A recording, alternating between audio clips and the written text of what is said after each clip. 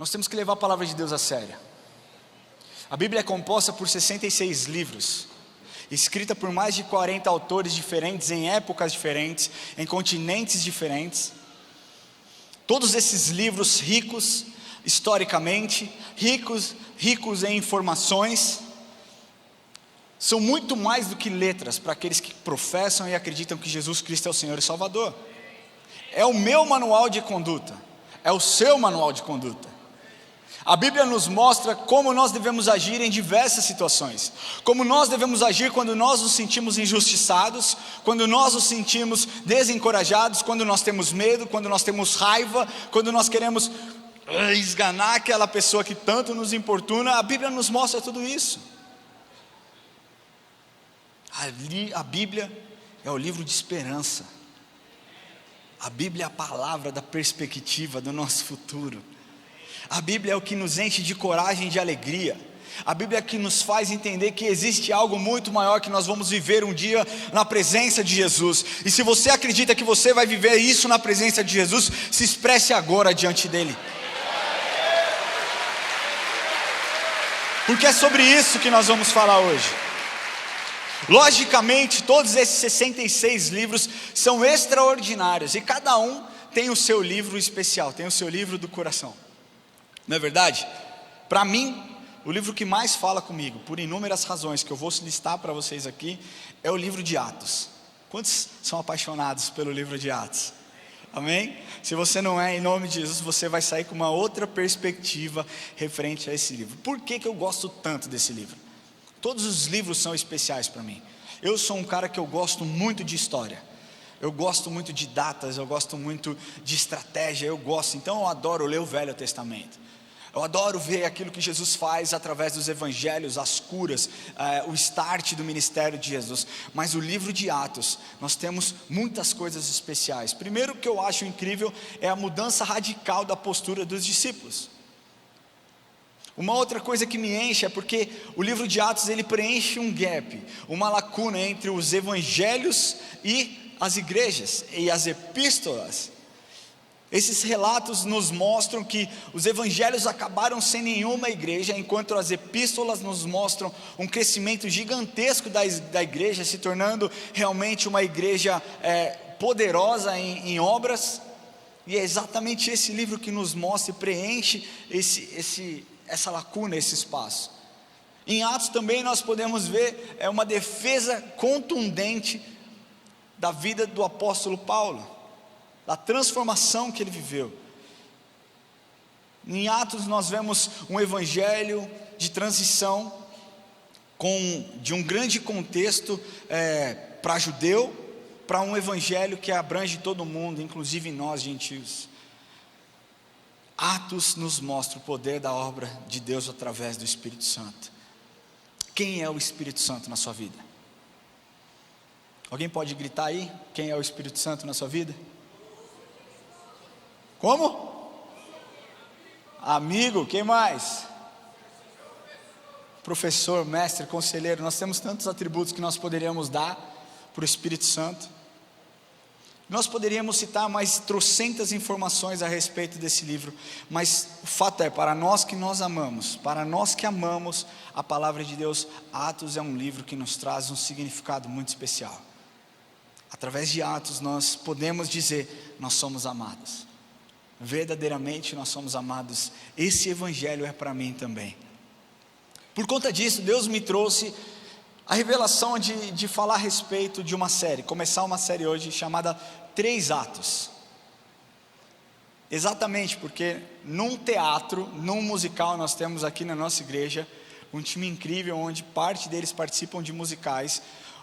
O musical, o ato em si, é onde basicamente o ato de um musical, o ato de um teatro, basicamente esse termo ele se refere às divisões ou unidades que compõem uma peça ou um musical, e elas podem variar de um para outro ato, igualmente importante para a trama.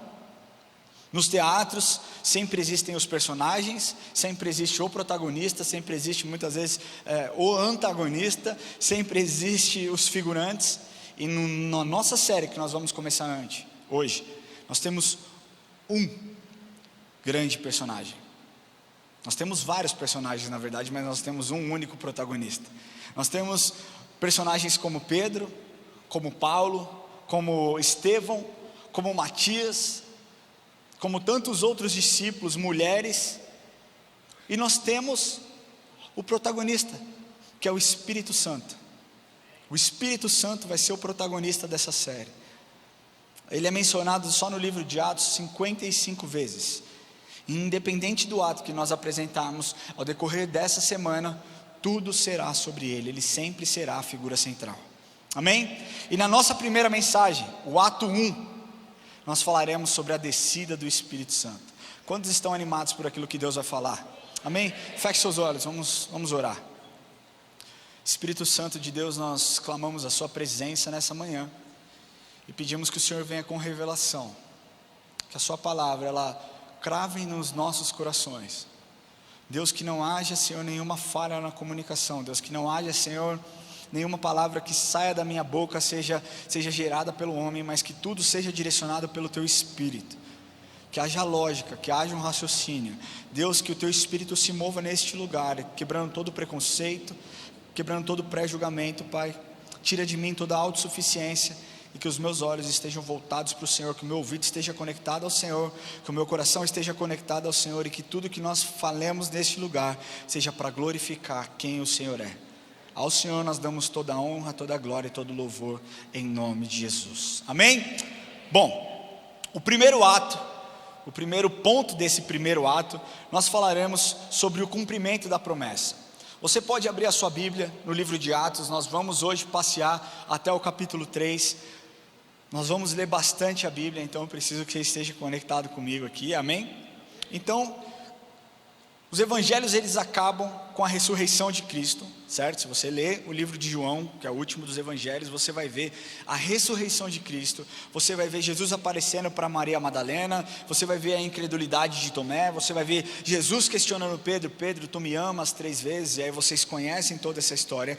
Então nós começamos o livro de Atos, e Deus manda para que os discípulos ficassem em Jerusalém, amém? Abra sua Bíblia em Atos capítulo 1. Se você ficar um pouco perdido, acompanha aqui, nós temos todos os versículos, vai passar aqui na tela e você pode acompanhar com a gente. Então, o primeiro ponto desse primeiro ato, nós vamos falar sobre o cumprimento da promessa. Atos capítulo 1, versículos 3 a 5. A estes também, depois de ter padecido, se apresentou vivo. A este, Jesus, os discípulos, né? Jesus se apresentou vivo, com muitas provas incontestáveis, aparecendo-lhes durante 40 dias e falando das coisas concernentes ao reino de Deus. E comendo com eles, determinou-lhes que não se ausentassem de Jerusalém, mas que esperassem a promessa do Pai, a qual disse ele: de mim ouvistes.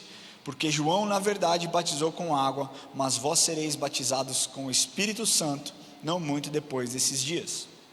Jesus fala isso, e as pessoas, os discípulos dali começam a questionar: Jesus, é esse o tempo onde o Senhor irá reestabelecer o reino de Israel? Uma vez que a esperança tanto daqueles discípulos quanto de outros judeus era que o reino político da época fosse reestabelecido por um descendente de Davi. E aí Jesus diz e repreende eles: olha só, não compete a vocês saber o dia e a hora em que isso vai acontecer. Quando Jesus diz isso, ele completa dizendo um versículo que muito provavelmente você que é cristão já ouviu, que está escrito em Atos 1, capítulo 8. Ele diz: e recebereis poder, mas recebereis poder ao descer sobre vós o Espírito Santo, e sereis minhas testemunhas, tanto em Jerusalém, como em toda a Judéia e Samaria e até os confins da terra. Nós precisamos entender uma coisa, que aqueles homens estavam inseguros, com medo de serem capturados, com medo de serem presos e até mesmo mortos. Aqueles homens sabiam que existia uma perseguição, uma vez que ser um discípulo, uma vez que ser um seguidor de Jesus não era algo comum, não era algo razoável na época. Embora eles estivessem esperando por algo, quando Jesus disse: fiquem em Jerusalém, eles não esperaram essa promessa apaticamente. Eles não sentaram no sofá e ficaram lá trocando ideia, jogando conversa fora. Eles buscaram e perseveraram em oração. Quantos aqui já não receberam promessas? Amém?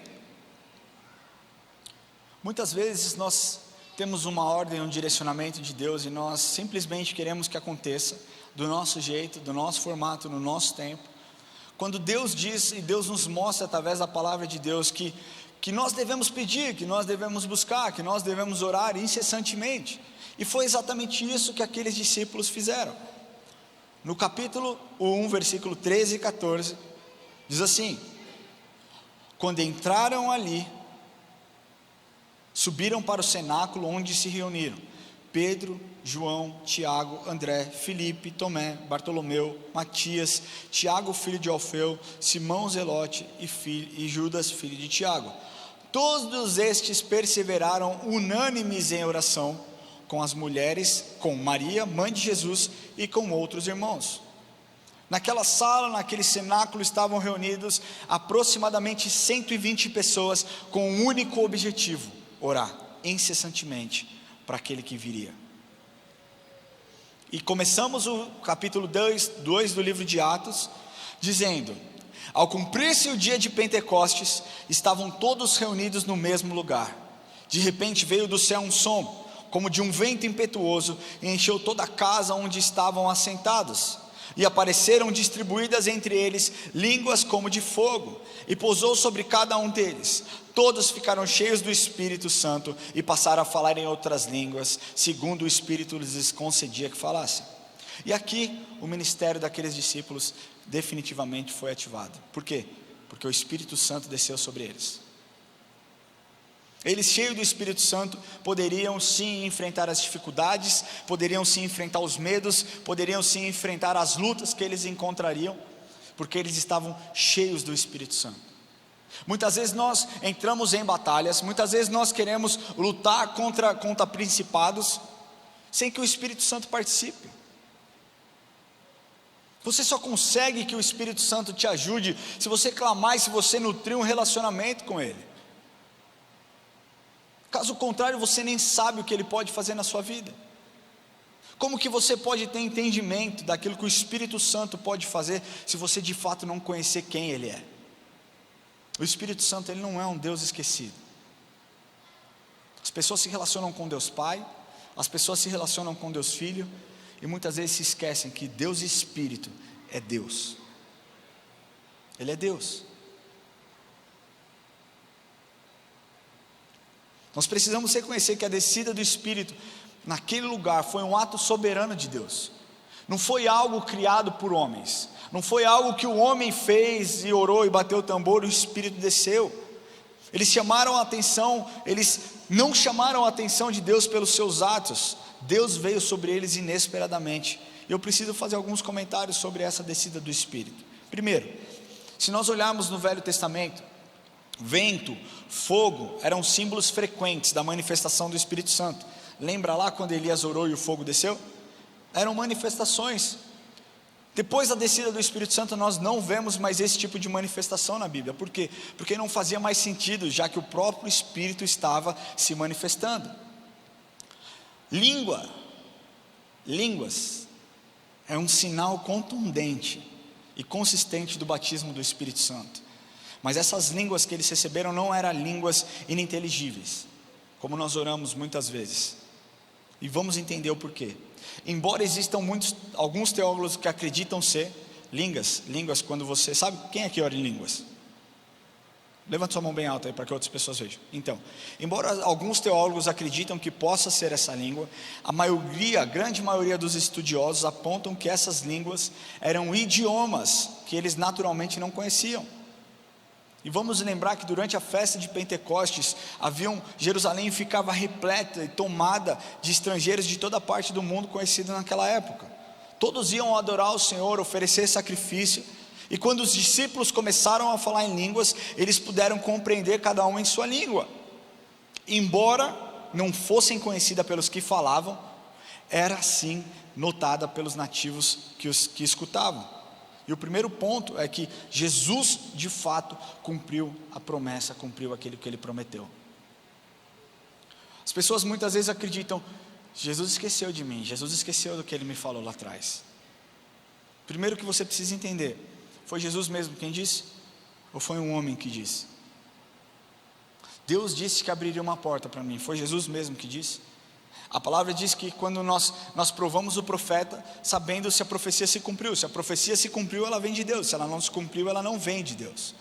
Agora, as pessoas muitas vezes acreditam em algo que não foi algo gerado por Deus, não foi algo dito por Deus. Porque eu quero te falar uma coisa: se Ele disse, Ele vai cumprir. Pode demorar um pouco, pode demorar muito, pode demorar um mês, 100 dias, 10 anos, 50 anos, Ele vai cumprir. Porque a palavra de Deus diz que Ele não é homem para que minta, e nem filho do homem para que se arrependa. Se nós lemos aquilo que está escrito no Evangelho de João, versículo 14, capítulo 14, 16 a 17, diz assim: Jesus dizendo: e eu rogarei ao Pai, e Ele vos dará outro Consolador, a fim de que esteja para sempre convosco, o Espírito da verdade, que o mundo não pode receber, porque não vê, nem o conhece. Vós o conheceis, porque Ele habita convosco e estará em vós. Jesus não erra. O cumprimento da promessa aconteceu. Se Ele prometeu, Ele cumpre. E Ele fez com que aqueles discípulos, que até então, até antes da descida do Espírito Santo, estavam temerosos, estavam com medo de espalhar o Evangelho, ficassem cheios da presença do Espírito e começassem a expandir com ousadia e intrepidez. E aqui eu entro no segundo ponto desse primeiro ato, que a bênção da descida do Espírito Santo fez com que eles tivessem uma coragem, e essa coragem ela foi conquistada. Entenda uma coisa: poucos dias antes, menos de 2 meses antes, Pedro negou a Cristo perante aqueles que questionavam ele: você não caminhava com Jesus? Não era você que estava lá? E ele nega por 3 vezes Jesus, e vocês conhecem isso. Os discípulos se esconderam com medo de serem descobertos, correndo risco de serem perseguidos e serem mortos. E nós falamos no ponto anterior que quando o Espírito Santo desceu sobre eles, eles foram cheios e eles foram transformados. Pedro é uma figura contundente de uma transformação de uma pessoa sem o Espírito e com o Espírito. Pedro nos mostra isso. E nós podemos ver essa mudança através da postura dele. Quando aquele povo começou a falar em línguas, as pessoas que estavam em volta questionavam: eles estão bêbados. E Pedro, entendendo e reconhecendo aquilo que eles falavam, preparou o seu primeiro sermão e começou o seu primeiro discurso. Pedro se levantou cheio de coragem e unção e fez o seu primeiro sermão. Capítulo 2, Atos capítulo 2, versículo 14, diz assim: então se levantou Pedro com os 11, e erguendo a voz advertiu nesses termos: varões judeus e todos os habitantes de Jerusalém, tomai conhecimento disto e atentai às minhas palavras. Esses homens não estão embriagados como vindes pensando, sendo essa a 3ª hora do dia, ou seja, 3ª hora do dia, aproximadamente 9 horas da manhã. Mas o que ocorre é que foi dito por intermédio do profeta Joel. E aqui Pedro faz um sermão clássico, explicando para aquele povo, um sermão com conteúdo e estrutura. Nesse sermão de Pedro, ele divide em 2 partes. Primeiro ele cita o profeta Joel, que está relatado lá no versículo 17, ele diz assim: e acontecerá nos últimos dias, diz o Senhor, que derramarei o meu espírito sobre toda a carne, vossos filhos e vossas filhas profetizarão, vossos jovens terão visões e sonharão vossos velhos, até sobre os meus servos e sobre as minhas servas derramarei do meu espírito naqueles dias, e profetizarão, mostrarei prodígios em cima no céu, e sinais embaixo na terra, sangue, fogo e vapor de fumaça. O sol se converterá em trevas e a lua em sangue, antes que venha o grande e glorioso dia do Senhor. E acontecerá que todo aquele que invocar o nome do Senhor será salvo. Claramente nós podemos ver aqui que Pedro cita o profeta Joel, e ele cita a boa e a má notícia. E o que nós entendemos quando ele diz que o dia do Senhor será mau para aqueles que rejeitam o Senhor, e para aqueles que aceitam será um dia glorioso, será a garantia de quem invocar o nome do Senhor. Todos nós que invocamos o nome do Senhor, um dia estaremos na presença dEle.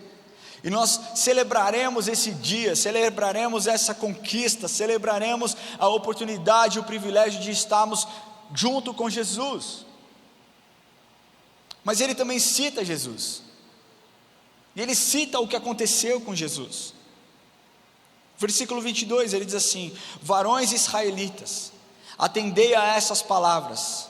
Jesus o Nazareno, varão aprovado por Deus diante de vós com milagres, prodígios e sinais, os quais o próprio Deus realizou por intermédio dele entre vós, como vós mesmos sabeis, sendo este entregue pelo determinado desígnio e presciência de Deus, vós os matastes, crucificando por mãos de iníquos.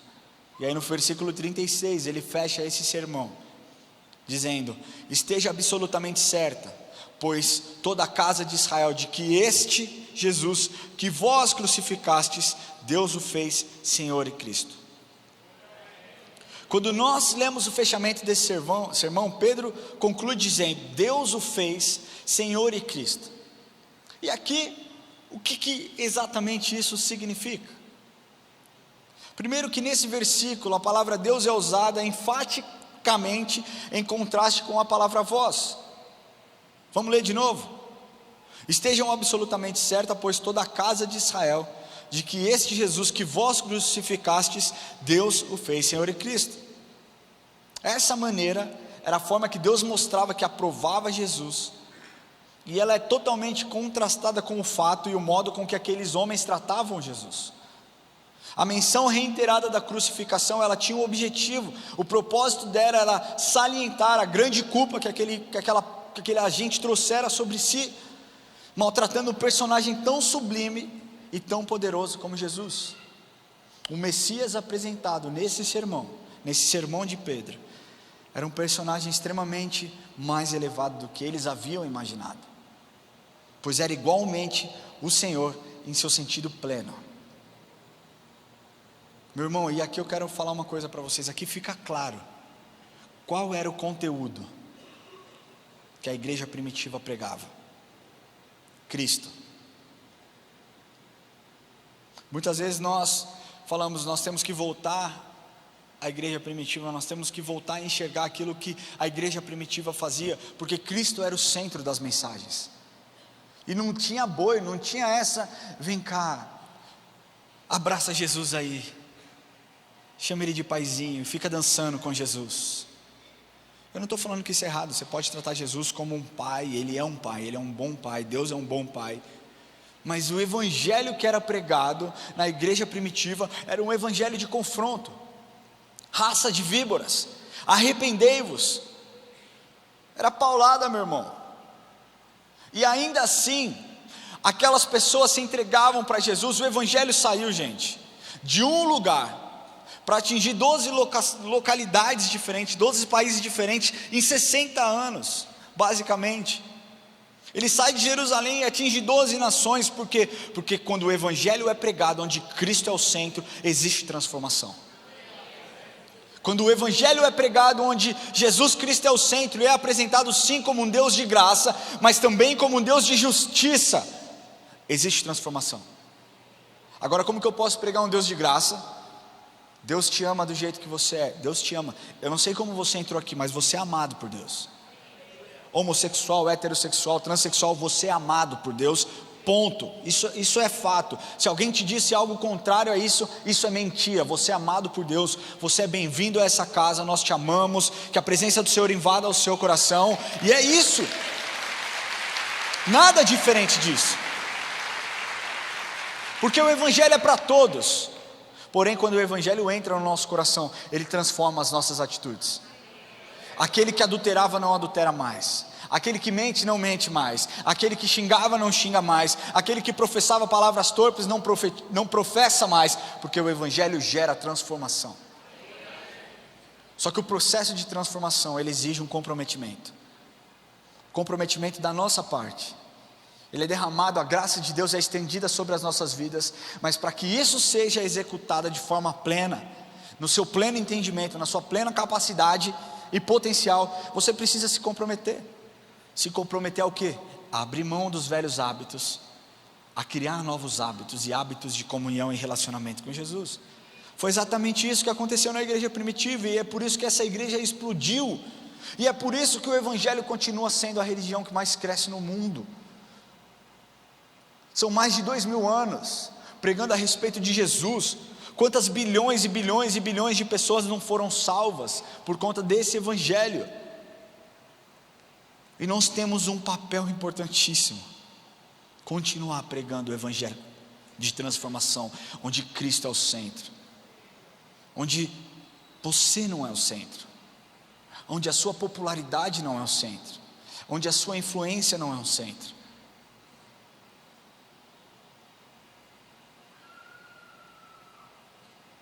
Jesus tem que ser o centro da sua vida.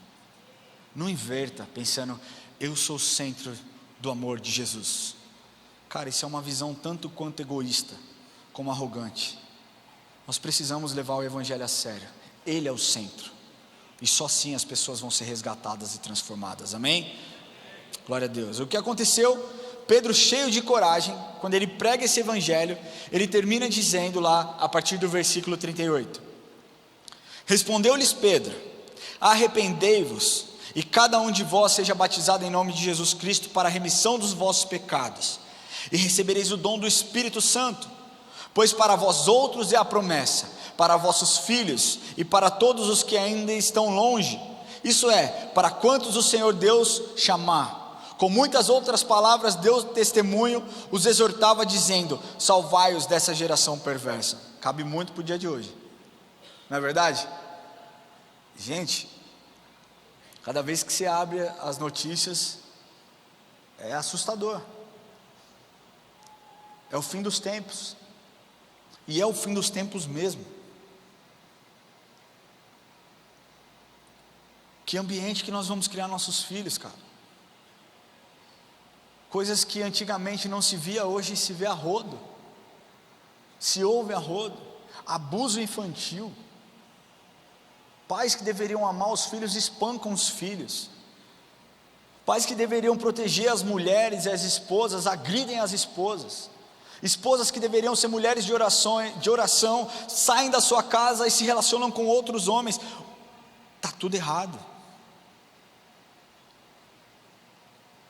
Cara, de fato, relembra os dias de Noé. Todo mundo era mau. Mas graças a Deus que Jesus veio sobre cada um de nós, para que nós pudéssemos ter entendimento, mudar nossa postura e trazer para o reino da luz a maior quantidade de gente possível, amém? Naquele dia, aquele homem que até então, antes do Pentecostes, até então 50 dias perto lá da crucificação de Cristo, negou Jesus. Naquele dia, com o Espírito Santo dentro dele, com a coragem adquirida através do Espírito, 3.000 pessoas foram batizadas. 3.000 pessoas confessaram a Jesus como seu Senhor e Salvador. E o que nós podemos tirar de lição desse ponto é que o Espírito Santo nos enche de coragem quando nós nos expomos. Você fala: eu quero ser usado por Deus. Deus, eu quero ser usado pelo Senhor. E aí você passa na fila de qualquer coisa. Quantas vezes você não sentiu a vontade de orar e não teve coragem de orar? Quantas vezes você não viveu isso na sua casa? Não é confortável muitas vezes, mas se Deus te entregou uma palavra, faça, porque aquilo que Deus te deu, talvez mude a vida da pessoa para sempre. Eu já contei esse testemunho, mas me veio na cabeça aqui, eu acho que vale contar de novo, e não é para me exaltar não, viu gente, porque eu também luto com muitas coisas na minha mente. Mas eu estava nos Estados Unidos, eu morava nos Estados Unidos quando eu morava lá, né? E a minha conta, a minha conta da Érica, do Enzo, eram muito justas. A gente tinha um envelope para cada semana. Semana 1, semana 2, semana 3, semana 4. Se a gente gastasse todo o envelope da semana 1 na quarta-feira, esquece. A gente ia comer pão com manteiga e estava ótimo, a gente era super feliz e não tinha erro. Então a gente sempre controlava aquilo que a gente gastava.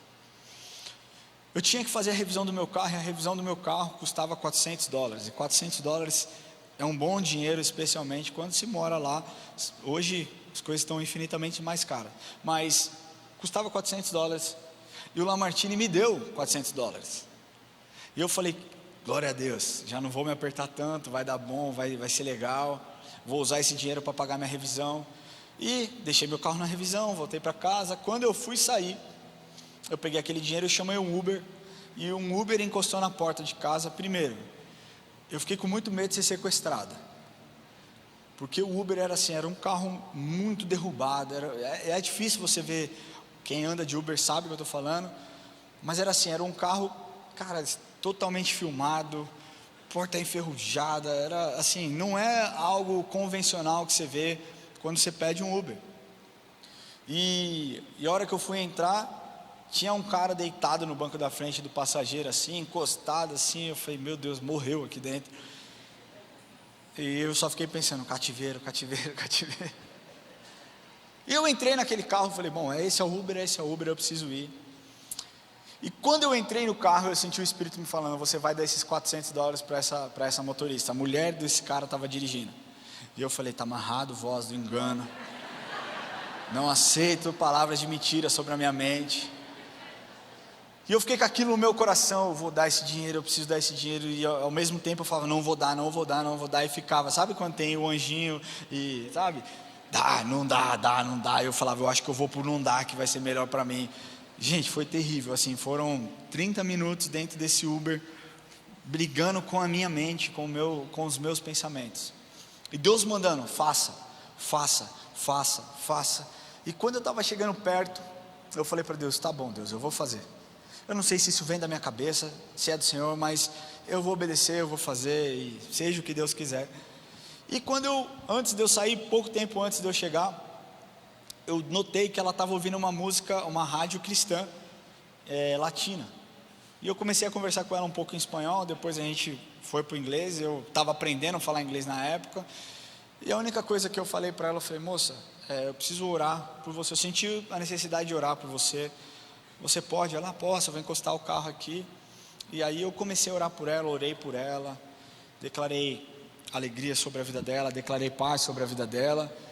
E ela falou assim para mim, cara, muito obrigado, porque o meu marido que está aqui, ele não está dormindo, ele está sedado de tanto remédio que ele toma para depressão, crise de ansiedade, ele está nesse estado aqui.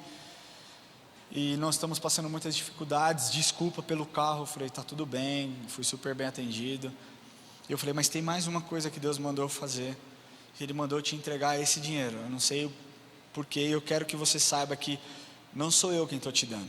Eu não falei para ela, mas eu pensei, até porque se fosse eu não ia te dar. Mas eu falei, eu quero que você saiba que não sou eu quem estou te dando esse dinheiro. Esse dinheiro é um dinheiro que Deus já separou para você, muito antes desse dinheiro chegar na minha mão. E eu entreguei e ela contou, e ela começou a chorar muito, mas muito. Ela disse, hoje mesmo eu ia ser despejado da minha casa, porque faltavam $400 para eu pagar o meu mortgage. Cara, aquilo me encheu de alegria. Mas, e se eu não tivesse feito? E se eu não tivesse falado? Eu não acredito que Deus deixaria essa mulher na mão, mas eu perderia a oportunidade de ser abençoado. E muitas vezes Deus te dá oportunidades para que você teste, e para que você saiba que você é capaz, se você estiver cheio do Espírito Santo. Meu irmão, nós não somos capazes de fazer nada por nós mesmos, mas quando o Espírito Santo desce sobre nós com autoridade, ousadia e intrepidez, nós temos, cara, ousadia de orar por um câncer ser expulso. Nós temos ousadia de fazer tantas coisas lindas para que Ele seja glorificado. E é para isso que serve, é para isso que nós temos que ser cheios da presença de Deus, cheios do Espírito Santo. Quando o Espírito Santo faz isso, quando nós damos a oportunidade deles nos usar com tamanho poder, autoridade e intrepidez, Ele nos usa. Mas para isso nós precisamos nos expor. Como diz o pastor Daniel, está cheio de crente 007. Não é, pastor? É isso? Cheio de crente que ninguém sabe que é crente. Você precisa se expor. Se você está aqui hoje, é porque aqueles discípulos lá atrás se expuseram para que o Evangelho chegasse até nós. Quantas pessoas, apóstolo Lamartine, Billy Graham, sabe, tantas pessoas se expuseram para que o Evangelho chegasse a nós. E o terceiro ponto desse primeiro ato que eu quero te falar é sobre o poder do nome. Porque uma vez batizados com o Espírito Santo, com a presença deles, cheios de coragem e ousadia, além de pregar o Evangelho, eles foram desafiados a seguir os seus passos do Mestre. Ou seja, além deles pregarem e mostrarem as boas novas, eles começaram a imitar aquilo que Jesus fazia. Jesus, enquanto estava na terra, sabe por que não me assusta? Não fiquei, uau, quantas curas nós tivemos semana passada? Porque Deus faz. Ele fez, Ele faz e Ele vai continuar fazendo. Sabe, na Bíblia existem relatos, nos evangelhos, de 35 milagres que Jesus operou. Mas segundo o evangelho de João, quando João está fechando a sua carta, ele fala algo que você precisa entender isso que João fala. Ele diz assim, em João capítulo 21, versículos 24 e 25, esse é o discípulo que dá testemunho a respeito dessas coisas a quem as escreveu. Ou seja, esse é o discípulo, eu estou dando testemunho a respeito de Jesus, e sabemos que o seu testemunho é verdadeiro. Há, porém, ainda muitas outras coisas que Jesus fez. Se todas elas fossem relatadas, uma por uma, creio que nem no mundo inteiro caberiam os livros que seriam escritos. Ou seja, nós temos relatos de 35 milagres, mas por onde Jesus passava, Ele operava milagre. Jesus também disse àqueles discípulos: aquele que crê em mim, obras maiores ainda fariam. Mas qual que era a condição para que isso acontecesse? Crer em Jesus. Crê em Jesus, crê no poder que existe nele. E foi isso que aconteceu. Os discípulos começaram a caminhar, a propagar as coisas que estavam acontecendo. E quando Pedro se depara com um coxo na frente da porta formosa, que estava ali pedindo dinheiro, Pedro, cheio de autoridade, de unção e do Espírito Santo, ele dá algo, não algo que aquele homem desejava, mas ele dá algo muito melhor. Está lá em Atos 3, versículos de 3 a 7. Vendo ele, Pedro e João, que iam entrar no templo, implorava que lhes dessem uma esmola. Pedro, fitando juntamente com João, disse: olhe para nós. Eles o olhavam atentamente, esperando receber alguma coisa. Pedro, porém, lhe disse: não possuo nem prata, nem ouro, mas o que eu tenho, isso eu te dou. Em nome de Jesus Cristo Nazareno, levanta e anda. E tomando pela mão direita, o levantou. Imediatamente seus pés e tornozelos se firmaram. E aqui nós precisamos pontuar duas coisas. Os discípulos deixaram simplesmente de ser admiradores de Jesus e se tornaram imitadores de Jesus. Ser imitador é você fazer o que Jesus faria. Está cheio de admirador dentro da igreja, cheio de pessoas que falam: uau, Jesus é incrível, uau, Jesus fez isso semana passada, uau, olha que lindo como Jesus faz, olha que beleza a presença de Jesus. Mas poucos são aqueles que imitam, que no momento de dificuldade declaram cura, declaram paz, declaram saúde. São isso que os imitadores falam e fazem, é você olhar e falar: o que Jesus faria nessa situação? O que Jesus faria nessa situação? Quando alguém te ofende, é você pensar: o que Jesus faria nessa situação? Quando alguém te pede alguma coisa, é você pensar: o que Jesus faria nessa situação? E a segunda coisa, que os discípulos sabiam que eles estavam fazendo, mas mais do que isso, eles entenderam em nome de quem eles estavam fazendo. Sabe? Pedro reconhece que somente através do nome de Jesus aquele homem poderia receber cura. Muitas vezes nós trazemos esse relato e nós falamos: olha que lindo, eu não tenho prata nem ouro, mas o que eu tenho eu te dou, levanta. Mas não foi isso que aconteceu. Pedro não falou isso, ele falou: mas o que eu tenho eu te dou, em nome de Jesus Cristo, o Nazareno, levanta. É o nome do Senhor, é o nome de Jesus. E esse foi o primeiro milagre que aconteceu na igreja do Novo Testamento. E podemos afirmar isso, porque a estrutura, como Lucas, quem escreveu o livro de Atos, também escreveu o livro de Lucas, o Evangelho de Lucas. Lucas era um cara que escreveu tudo de forma cronológica, então nós temos a certeza que esse foi o primeiro milagre que aconteceu. E a cura é o segundo maior sinal da bênção de Deus na igreja do Novo Testamento. E nós vemos aqui isso na semana passada. Gente, eu recebi muitos relatos de pessoas que foram curadas. Câncer de mama. Uma pessoa me mandou mensagem dizendo: Ramon, desde dezembro, foi achado um nódulo na minha mama. Provavelmente era benigno, mas eu tinha que fazer acompanhamento periódico, mensal, para saber o desenvolvimento. E eu já tinha uma consulta agendada na segunda-feira. Isso, mensagem dela. E ela falou: e o meu desejo era, eu não sou de me expor, mas se ele fizer o apelo, eu vou. E que ela falou: quando você fez o apelo, eu orei pela minha cura, eu recebi a minha cura. E no dia seguinte, quando eu fui fazer um exame que já estava marcado, as palavras do médico foram: ué, não estou achando.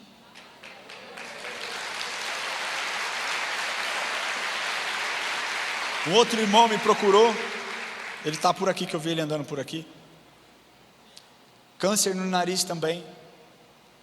Me encontrou essa semana através da pastora Anaísa e falou: fiz o exame, não consta mais nada, não tem mais câncer. E tantas outras, talvez você nem tenha vindo relatar para mim, talvez você nem tenha dito, mas você tenha recebido. Pessoas que foram libertas de depressão, de síndrome do pânico. Aqui, quando nós oramos pela vida contra uma pessoa que estava com pensamento suicida, Deus continua fazendo. Essa foi a primeira vez que o nome de Jesus foi usado através dos discípulos para operar milagre, mas através desse nome que nós temos acesso até hoje, nós temos a oportunidade, o privilégio de usar sempre que nós quisermos, e não somente para declarar cura, mas para declarar paz, para declarar amor sobre esse mundo, para declarar as bênçãos de Deus sobre aquela pessoa. O nome de Jesus é poderoso, e nós temos acesso a esse nome, e esse nome é ilimitado. Não é que nem uma vida de videogame, que você tem 3, você pode usar só 3 durante a sua vida. Você pode usar 300 vezes no seu dia, e se você precisar de mais 300 no seu dia, você pode usar as mais 300, porque esse nome não acaba, esse nome é infinito, esse nome é poderoso, e Ele continua fazendo. Amém? Eu queria concluir essa mensagem dizendo que a descida do Espírito Santo nos trouxe até aqui. A descida do Espírito Santo faz de nós participantes do reino de Deus, porque somente cheios da presença dEle nós temos ousadia para pregar o Evangelho, nós temos ousadia para orar, nós temos ousadia para ministrar. Através dEle, através da presença dEle, nós temos a convicção de que o Consolador está em nós. Eu queria pedir que você feche seus olhos.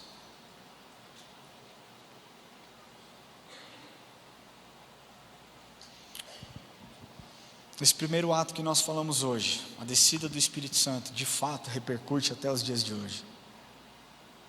Uma vez que a história da igreja começa com essa descida, e quando nós recebemos a Cristo em nossas vidas, nós somos encorajados pelo Espírito Santo, com a sua presença em nós, a sermos usados e ousados, assim como aqueles discípulos foram.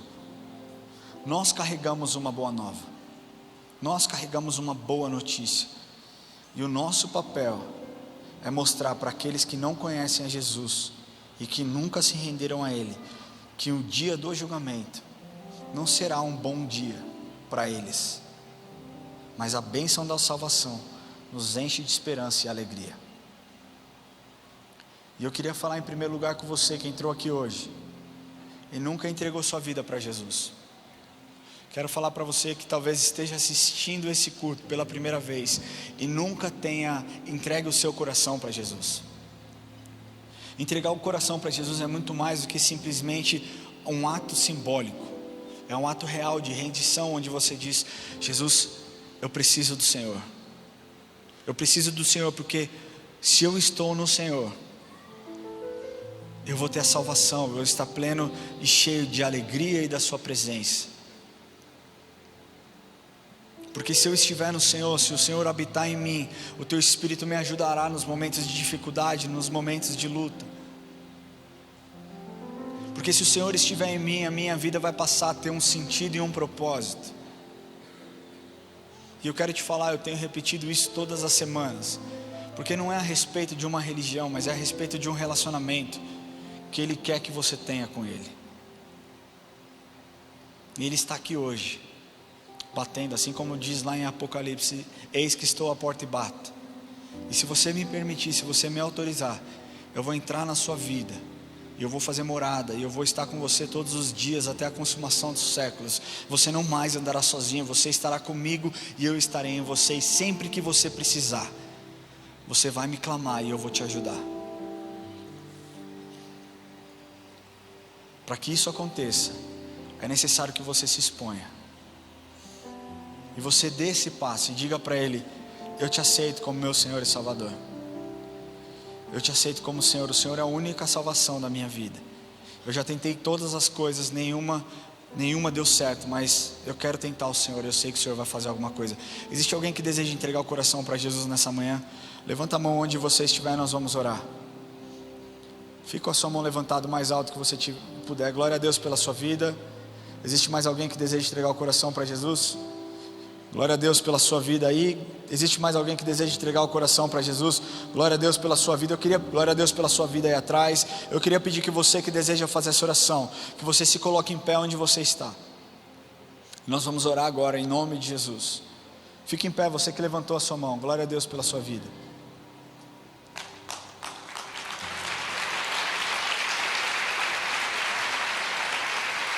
Existe um irmãozinho que levantou a mão aí atrás. Eu não sei se ele está com vergonha. Meu querido, Cristo se expôs naquela cruz por você. Se exponha para Ele agora em nome de Jesus. Não tenha vergonha. Eu queria convidar você a vir aqui à frente. Nós queremos te dar um abraço. Nós queremos fazer uma oração com você. Se você deseja entregar o seu coração para Jesus, saia do seu lugar, venha aqui à frente. Não tenha vergonha. A igreja fica de olhos fechados, por favor. O Espírito Santo continua falando. Não deixe de dar esse passo de fé. Queria pedir que as luzes aqui do público fossem baixadas um pouquinho, abaixadas. Glória a Deus. Glória a Deus. Se você não está com coragem de tomar essa decisão, se você está com vergonha, pega na mão de quem te trouxe aí e fala: me ajuda, me leva lá. Glória a Deus pela sua vida. Glória a Deus por essas vidas. Você ainda tem tempo. Sai do seu lugar se você deseja entregar o seu coração para Jesus. Vem aqui à frente e nós vamos orar. Amém? Glória a Deus. Pode vir. Pode vir. Não é a respeito de um número, não é para a nossa honra, para a nossa glória, mas é para a honra e glória de Jesus Cristo. Glória a Deus por essas vidas. Se você tem o desejo, não perca essa oportunidade, meu irmão. Saia do seu lugar. Vem aqui à frente, nós vamos orar, amém? Glória a Deus. Queria pedir que você coloque a mão no seu coração. E que você ore assim: Senhor Jesus, hoje eu entrego a minha vida em Tuas mãos. Eu te agradeço, Jesus, porque o Senhor é o meu Senhor e o meu Salvador. Eu peço perdão pelos meus pecados. Eu peço, Senhor, que o Senhor escreva o meu nome no livro da vida. Me ajuda, Jesus, nessa caminhada. E muito obrigado, Espírito Santo, porque agora eu sou cheio do Senhor. Senhor, em nome de Jesus, nós te agradecemos por cada vida que entrou nesse lugar e decidiu, Pai, por entregar o coração ao Senhor. Nós pedimos, Deus, que o Senhor toque nos corações, que o Senhor toque, Senhor, nas mentes, que o Senhor transforme o que precisa ser transformado, mas que essas pessoas possam conhecer ao Senhor intimamente, Jesus. O Senhor sabe, Deus, talvez o quanto elas têm te buscado, o quanto elas têm te procurado. E nós pedimos, Deus, que nenhuma das suas questões, que todas as suas questões possam ser respondidas de forma imediata, Pai. Que o Senhor se revele a eles, em nome de Jesus. Amém. Se você fez essa oração, nos assistindo online, entregando a sua vida para Jesus, está aparecendo esse QR Code na sua tela. Eu peço que você escaneie esse QR Code, preencha os dados para que nós possamos entrar em contato com você, amém? Para você que veio aqui, eu quero pedir que você siga os diáconos. Nós vamos simplesmente orar por vocês, nós não vamos pedir nada. Glória a Deus por essas vidas, glória a Deus pela vida de vocês, que vocês sejam cheios e repletos da presença de Deus, amém? Por favor, sigam os diáconos. Eu queria pedir que a igreja ficasse em pé nesse momento.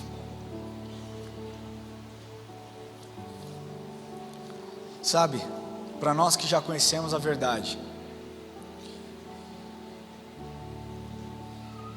e talvez esteja vivendo um dia ruim, talvez você esteja vivendo uma temporada ruim, o que Satanás deseja é que você esqueça que você de fato tem um aliado, que você não está sozinho. Embora possa parecer que você esteja caminhando por conta própria, ele quer que você peça ajuda para ele. Pedir e dar-se-vos-á. Você quer socorro? Peça por socorro. Você quer que Jesus Cristo te tire do caos? Peça para ele: Jesus, me tire do caos. E ele vai te responder. Sabe, gente, durante a pandemia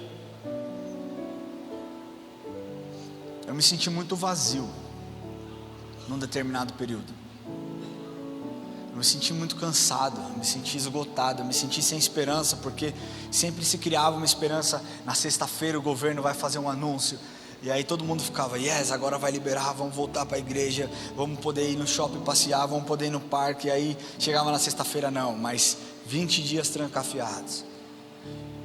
E aquilo foi roubando a minha paz, aquilo foi roubando a minha alegria, e eu me sentia tão angustiado, eu me sentia tão pressionado. E nós estávamos viajando, nós ficamos 3 meses na fazenda do avô da Érica. E eu lembro que eu conversei com a Érica falou: por que você não pega o carro, não vai para a nossa casa em São Paulo, e fica só você e Deus? E durante 3 dias eu fiz isso. Eu saí de lá, falei com elas, peguei o carro, saí de lá, fui direto para o monte, sozinho. Comecei a falar com Deus, e a minha oração foi: Senhor, me tira do caos, me tira do caos, me tira do caos. Eu comecei a orar dessa forma: Senhor, me tira do caos, acalma o meu coração, me tira do caos. Eu comecei a ver tantas coisas Deus fazendo. No dia seguinte eu só consumia louvor, eu só consumia adoração, eu só consumia filmes de Jesus, onde Jesus era exaltado. E eu saí daquele tempo transformado. Eu saí daqueles 3 dias com um fôlego novo. Mas porque eu clamei, eu pedi, eu falei: me tira do caos. Deixa eu te falar uma coisa: o Espírito Santo já habita em você. E habitava naqueles discípulos também. Quando Pedro faz o seu segundo sermão, Pedro e João são levados ao Sinédrio, presos. E lá você conhece essa história. Eles são questionados em nome de quem estava fazendo e tal, e não sei o que. E eles falam: vocês não podem fazer isso. E Pedro, cheio de autoridade, falou assim: olha só, o que eu devo fazer? Aquilo que você está dizendo ou aquilo que eu vi? E ao Deus que eu sirvo convém que eu faça aquilo que Jesus quer que eu faça. E quando eles saíram daquele lugar, os discípulos estavam reunidos novamente em uma casa, trancados, com medo. E aconteceu que juntos eles começaram a orar, e novamente o Espírito Santo encheu a vida deles. E a Bíblia diz que com mais ousadia e intrepidez anunciavam o Evangelho. Então o fato de você estar muitas vezes sem força não quer dizer que o Espírito Santo te deixou. Não, Ele não te deixou. O que você precisa pedir: Espírito Santo, me encha de novo, me encha de coragem, me encha de ousadia, me encha de intrepidez, porque eu preciso do Senhor. Deixa eu te falar, não fique parado na sua crise espiritual. Peça e veja aquilo que Ele é capaz de fazer. Se você tem vivido esse momento